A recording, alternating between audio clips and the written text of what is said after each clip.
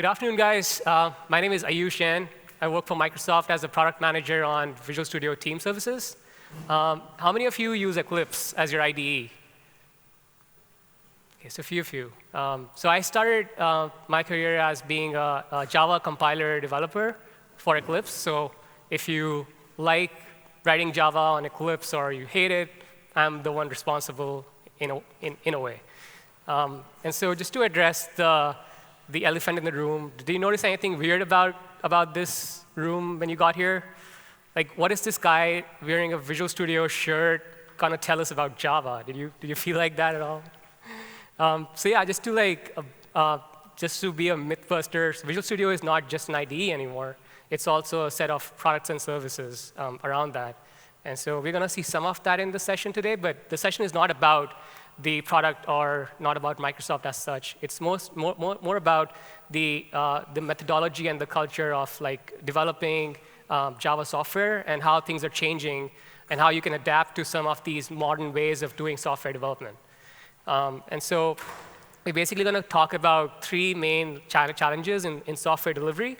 The first one is just friction that arises out of using many, many disparate tools and technologies which you tie together across different stages of your life cycle.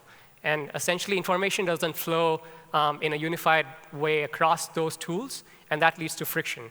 There are also delays that are caused by doing things that could be automated, but we aren't fully automating them. There's cloud that we are not leveraging today. We are still doing things the old-fashioned way. And then the third thing is, when you're close to releasing your application or launching a new version of it, how do you get feedback from your customers? How do you get it before your application is launched? I don't think we're doing that enough. And so also talk about when the application is out there, how do you get telemetry, measure how the application is doing, and really act on those insights. So you're going to see all of these kinds of things and how new tools and technologies are sort of helping teams do these things effectively so that these challenges no longer exist, or at least are a little less painful than they used to be. And so we're going to talk about 5 tips in this session. And I'm going to make sure I keep this more like a two-way session than just me talking. So I'm going to ask you guys also to talk a little bit about how you do different things that are being talked about. And then I can show you, from my experience working on Eclipse, how we did things in the old-fashioned way and how we're adapting to the new way. And that also applies to many, many teams in Microsoft that are writing applications in Java. For example, the Skype team, Skype is written in Java. We have a bunch of mobile apps that are being written in Java. And there's some bunch of new learnings when a big company moves to a particular language. And so the first tip is how do you keep everything connected right from the time when something is an idea in your backlog to the time when it's actually deployed and your customers start using it. The second one is, how do you leverage the power of the cloud in writing your code? So I don't know if you've heard about online IDEs like Eclipse J, but that's a really interesting concept that's just beginning to come up. And so we're going to talk a little bit about how that can fit into your workflow. Then how do you leverage the cloud for building and releasing your applications? And not use your own infrastructure and not waste time on doing builds on your local machine, the time that you can spend on writing code. The fourth one is, if you're writing mobile apps, how do you test them with real devices? And then how do you incorporate that testing automatically in your workflow so that every time a line of code is checked in, your application is tested across real devices and not just emulators? And the last point would be, how do you get user feedback from beta application launches, from an app store or from web apps? And then how do you look at telemetry, and how do you act on that telemetry? So just looking at the first topic, the old way of doing things, or even the current ways to use multiple tools. People use Jira, they use an IDE, they use GitHub or Bitbucket, and then they use Jenkins. And all of these different tools are really good at doing what they do, but also they're just different tools. And you spend a bunch of time just integrating these tools together and passing information from one tool to another. And many, many cases break in this sense. So for example, if you are looking at an issue in Jira, how do you get to the code if your code is in GitHub? Is it just a commit comment that's linking your code and your work, or is it something more than that? Similarly, when you're reviewing code, how do you make sure that your builds and stuff have automatically happened before you go and approve the code? And then when you do release notes, for instance, a lot of people still spend time in looking at all the things that were checked in the last version and then compiling release notes. But how can you automate this process? And so that's a new way where everything is automated and everything is linked together from end to end. So just to get some idea of how you do it right now, can I have someone just talk about their workflow and what it looks like from the time when something is an issue or a bug to the time when it actually gets deployed? And I have a bunch of stocks here, so I can hand them out as well. Anyone? Just talk about how you do stuff so that we can make sure we can learn from that and adapt and see some demo. Yeah, go ahead. Well, my experience, what we do for... I'm getting the mic? Yeah. Hello. Right. So in our code base, we use Jira, right, for tracking issues, and we use Mercurial for as a source control. And what we do is each Jira, if you code on that, you make a branch. So you immediately know, OK, someone coded for that Jira. You go to Mercurial, check what branch it is, and all the code is there. So that's linking for us, for example. Cool. And what do you use for your CI/CD pipeline, continuous integration and builds and releases? We got Jenkins builds, essentially, which we don't really have proper continuous integration. We just have the builds, and if we feel that this build is safe for testing, we push it to a testing environment. And if they say this build is safe for production, we push it to production. Cool. Yeah, that sounds good. So here you go. So that's probably reflective of a lot of other among you, and you probably have similar workflows. So let me just show you the way we are starting to do things, in which we have a similar workflow, but everything's automated, and everything's done in a single tool, so that you're not jumping between different things, and then you're not breaking that end-to-end visibility and end-to-end traceability. So let me just show you a small demo. So I have my backlog here, and I'm using Visual Studio Team Services, which is a SaaS service, which is exactly like Jira, Bitbucket, Jenkins, all combined together in one tool. And I'm currently in the Kanban board. How many of you use Kanban for agile planning? And how many of you do Scrum? OK. So more Scrum than Kanban. So we also have like Scrum planning here. So we have like work broken down into sprints. But let's just assume that you're doing Kanban. It's a simple workflow. And you can see that one of my work items is that I have a class employee in which there's a field called employee ID that should never be negative. And you can see that there's already like visibility into what's happening, what are the branches that have been created for this work item and what people are doing. But let me just create a branch right from here and start working on it. And so I click here and say, maybe branch something, base it off master. And you see that the work item is already linked when I'm creating the branch. So probably similar workflow as Jira so far. And I'm gonna create the branch. So I'm gonna cancel it for now, just because the branch is already created. And I'm gonna go into my IDE, where I've checked out that branch. And I'm gonna make that change. So I'm gonna just say,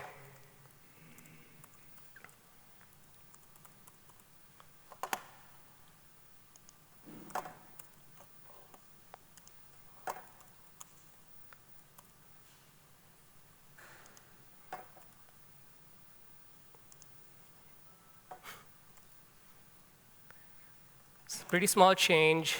It's in my staging now. I'm going to make a small commit message. And I'm going to commit it and push it. So everything works. The commit went through. If I go back into team services and go back into code, it already has my branch in there. And it automatically detected that I just pushed something into the branch. So now it's asking if I want to create a new pull request. How many of you use Git here? OK, so at least you're pretty familiar with this workflow. But the interesting thing is that it's happening in one single tool, so you're not jumping between different things, and everything is tied together. So I'm just going to create a new pull request. And it has all the comments, all the work items are linked to it. I'm going to just say new pull request. And as soon as I did that, you can see on the right-hand side that it's automatically waiting for a build to happen. It's waiting for reviews to happen. And unless those things are successful, it won't allow you to complete the pull request. So you can set policies like that. And so you can see that the build just got triggered. It's in progress now. And very soon, you'll see like the result of the build. So by the time a reviewer comes in and starts to review this code, everything would have already been completed. And so they can already see that this thing will not break anything in the project and go and actually comment on the code. Oh, yeah, sure. Better? So yeah, I'll just give it a second for the build to complete. And let's just see what's happening. So it's basically using a build agent in the cloud so that it can automate that build without you having to run the build locally or on your own infrastructure. So it's all just set up instantly. And the build just completed. It actually failed. It failed because I added a test case, and the test case did not pass. So let us see what the test case was. Oh.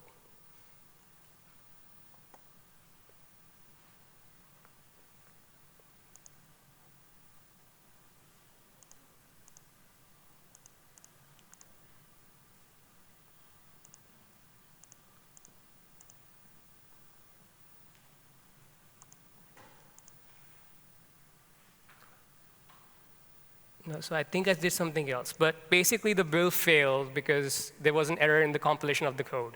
And so by the time a reviewer comes in and looks at the pull request, they will see that the build has failed. And so they don't even have to review the code. They can just say, OK, please fix the build.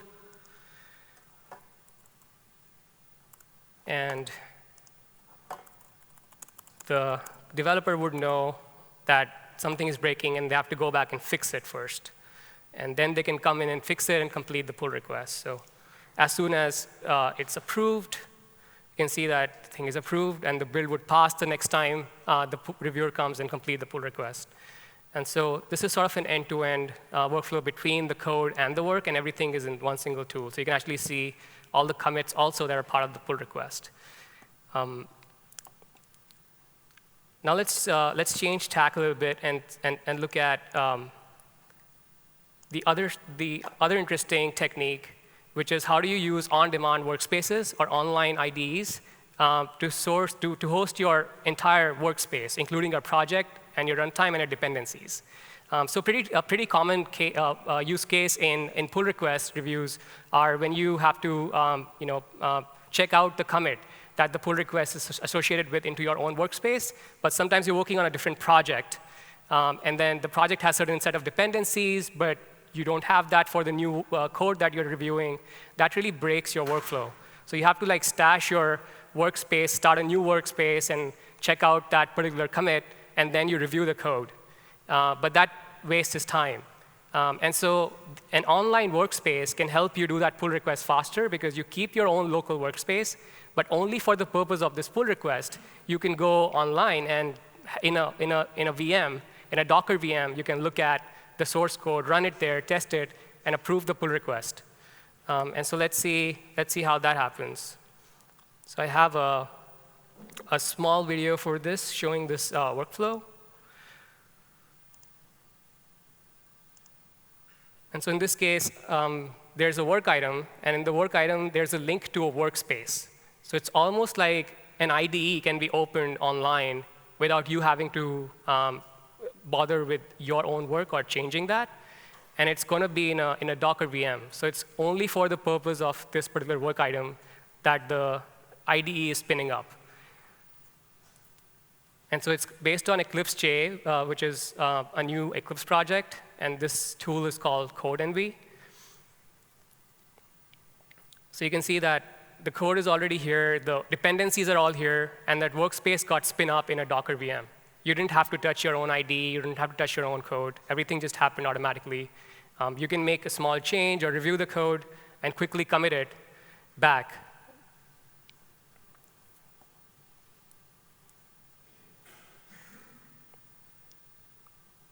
The code also runs within the same VM. So when it runs, you get a link to your application that's running there. And you can share that link out with other people who want to access that application in that protected environment. So if I go ahead and look at the pull request workflow, in this case, a reviewer is coming in to review the code in the pull request, but they don't want to check that out in their own local IDE. And so they're using a hosted workspace to quickly go and check that code and approve the pull request.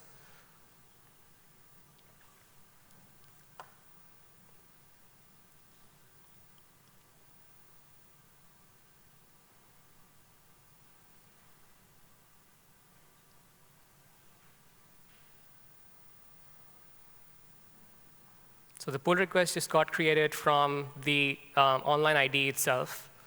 And it has a link to that environment. And you can just go and copy that and spin up that environment as you need. And so this solves a major problem. For instance, when I was an Eclipse developer, we used to have Bugzilla as the place where we would go and comment on code and put our patches or put our commit IDs. And then somebody would come and pick that up. But let's say I'm working on the Java 7 branch of the compiler, and there's this other person who's working on the Java 8 branch. Both of these branches, of course, have different dependencies. And so how does that Java 8 guy review my code, which is in the Java 7 branch? Well, this is a really easy way for them to do it, because all the JDKs will be here. The GRE version 7 would be here. They don't have to change their workspace at all.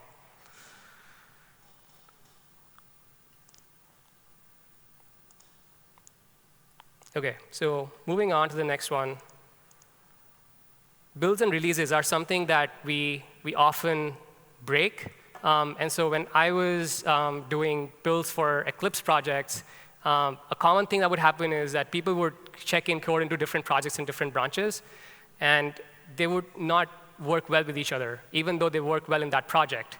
So if I'm in the Java compiler project, there's also a Java UI project that shows me all the options in Eclipse for the UI. Sometimes you would check in code in the compiler that wouldn't have a UI preference associated with it. And so the Eclipse project itself would break.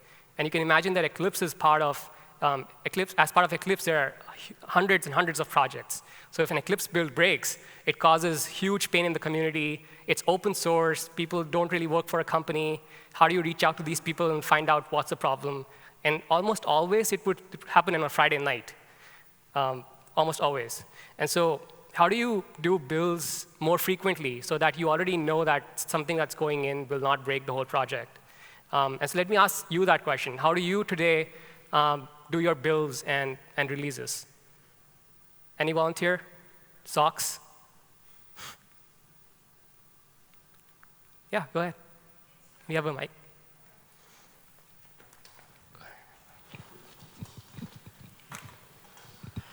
So we just have Jenkins, and each commit triggers a whole flow. So sometimes there are just a few builds on the same time. So if some step breaks, everything breaks, and it has to start over with the next commit. That's it for us. So do you have any dependent projects that also have to use Jenkins? Could you please repeat? Do you also have any projects that depend on your code that also have to use Jenkins, or does everything happen? We have just a few jobs in a few steps. So the first one would be a build of, would trigger all the tests. The next one would build the project. Then we will run also a test, regression test on a product. So a few of them. And we also have a few projects. So each project has a separate flow like that. Cool, cool. So yeah, I guess a similar workflow that I just showed where you did a pull request and a build was triggered. Is it after the pull request is approved that the build is triggered in Jenkins, or before it is approved? when the commit is done, so it's just right after commit, and usually we have to wait a while until the project is built and we are sure that no tests failed to push our commit to review state. So this is a little bit not good for us, so we don't like this step. OK. Yeah, so I guess most of the people have, again, very similar workflows. Sorry, how do I throw it? I'm just going to throw it. Oops, almost there. But let me show you. So I've already shown you one way of doing it in team services. So you're building the project before the pull request is approved.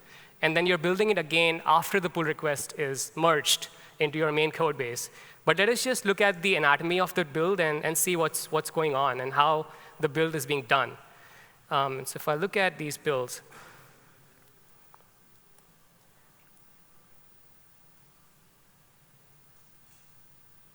and if I check out the last passing build, it's actually pretty nice to see everything that happened in this build, including your work items or issues that went in, and your code changes, your code coverage reports from SonarQube, and your test results all in one pane.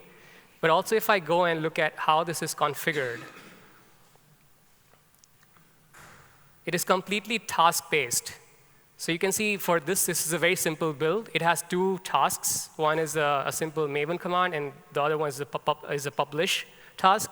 But normally, you would have like many tasks in a build. And breaking that down in this task-based approach gives you more visibility into what's breaking when something actually breaks. And so there are like a bunch of build steps that you can add here. There's Gradle for Android projects. There's Grunt. There's Maven. There's also many testing steps that you can add here. And so if you use one of Testlouds out there, you can add that as a step here. And so everything is step-based, which basically means that if I look at my release, which are a little bit more complicated than just builds, I can see a step-based output, which means that if a step breaks, I will see it right there and then, without having to go into the logs and dig down into exactly what's failing. So that's one good thing about a step-based build configuration. The other good thing is that these builds are happening in hosted agents. And so they're not really using your own infrastructure, which may be slower, or they're not using your own machines, which you don't want to be doing a build on while you're writing a code. So those two benefits are super useful. And you can do the same thing with Jenkins too. But it's just one of those things that make a lot of difference in your time to deployment eventually. So going to the next step, how many of you do mobile applications here? OK, just one.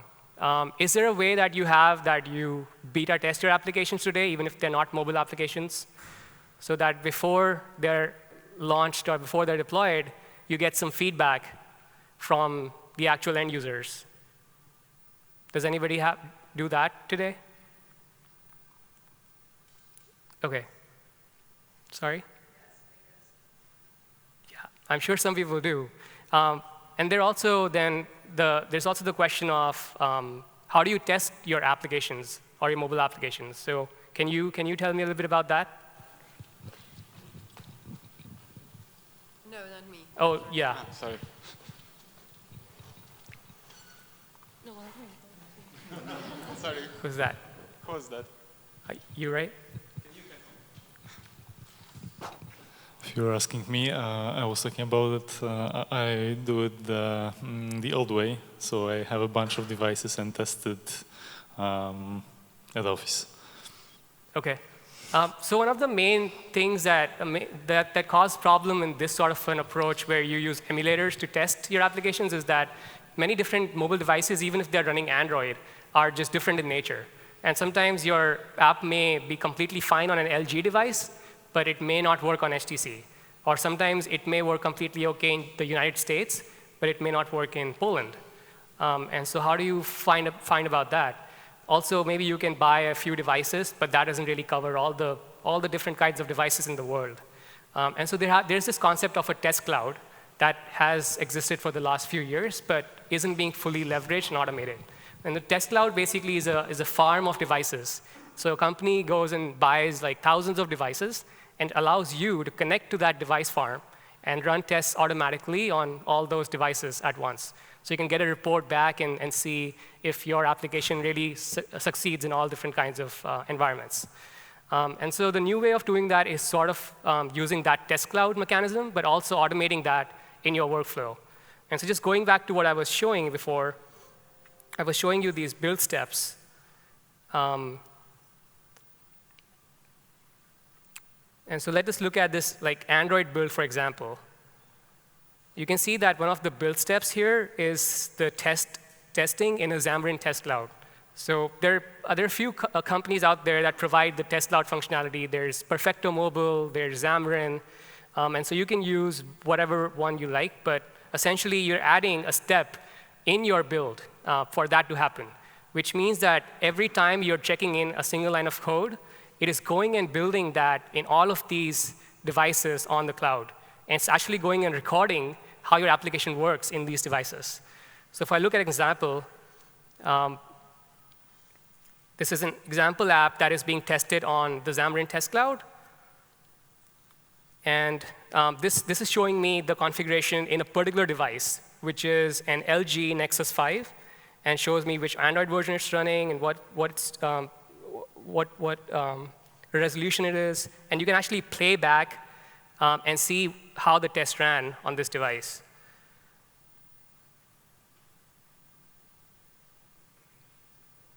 So you see it's like playing. And if there's a failure in that particular device and your application succeeds in every other device, you can find out exactly when it failed and what happened when it failed.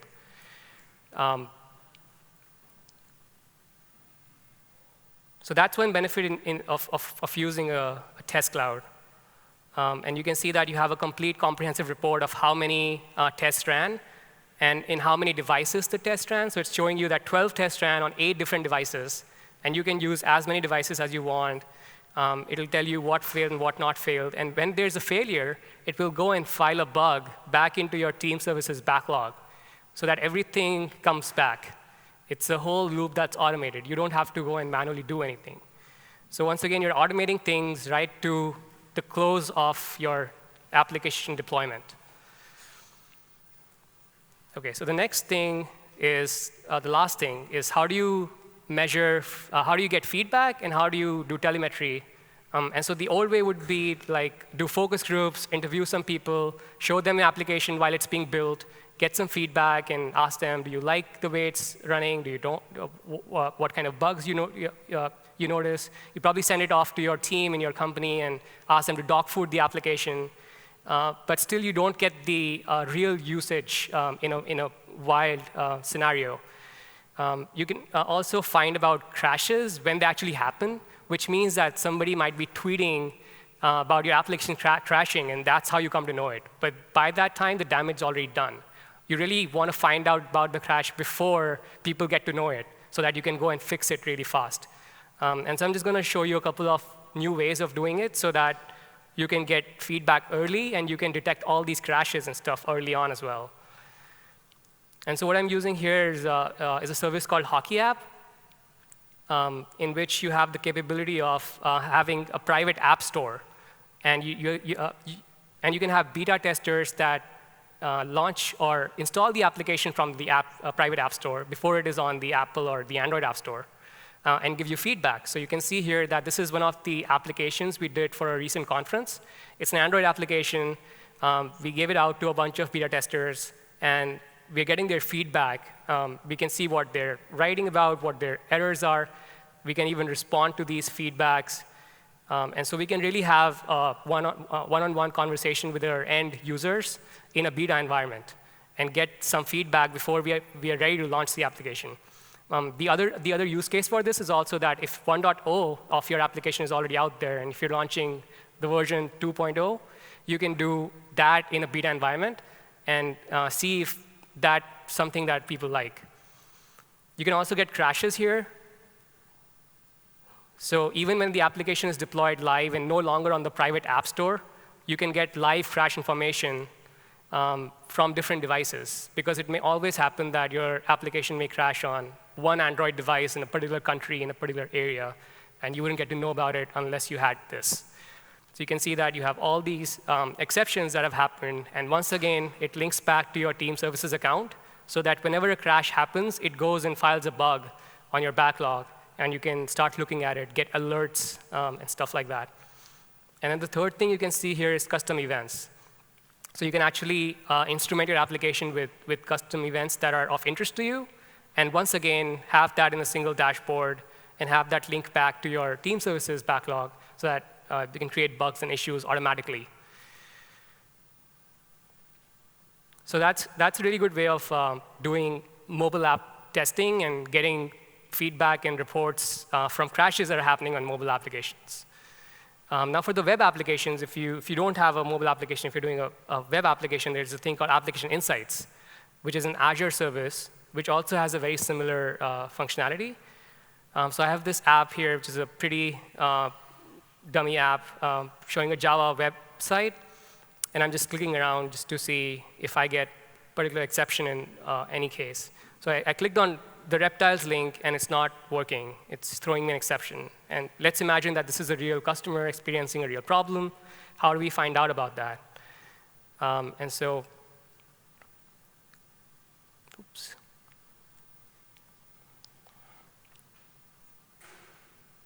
How many of you use Azure, by the way?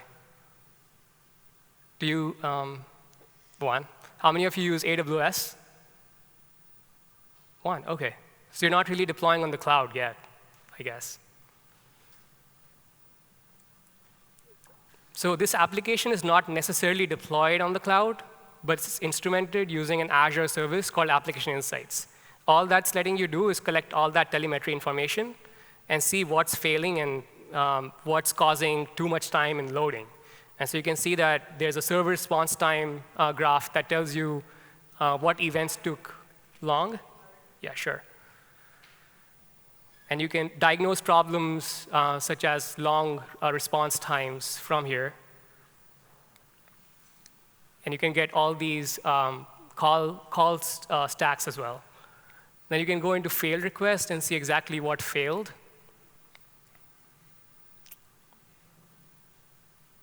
And so here are all the exceptions that have happened.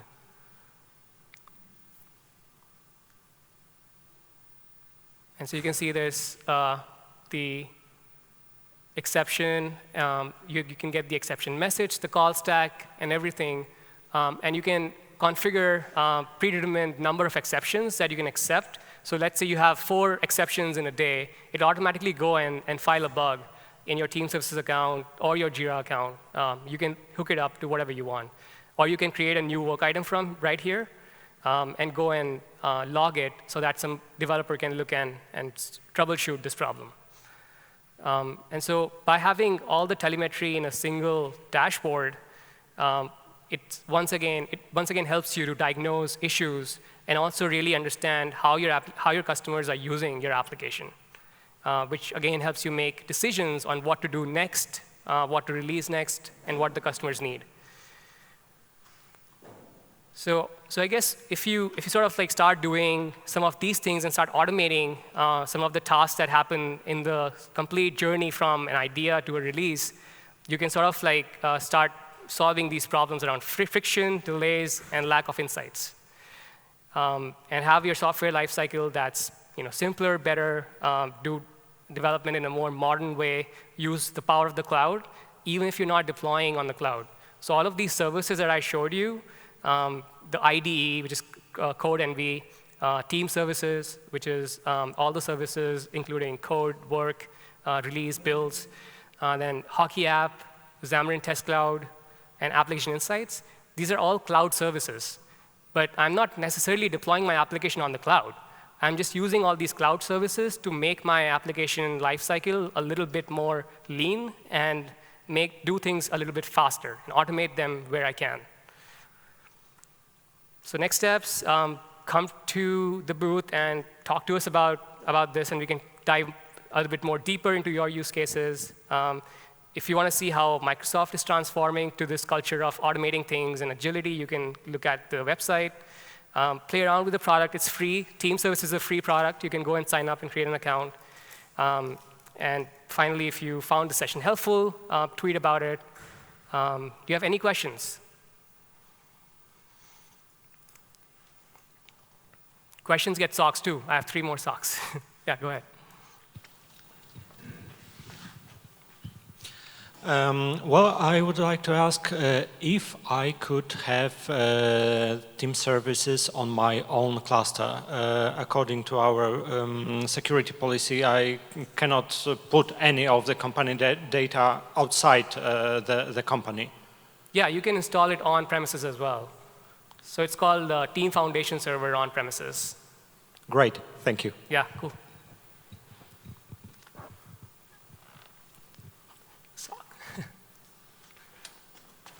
Sorry. Any other questions?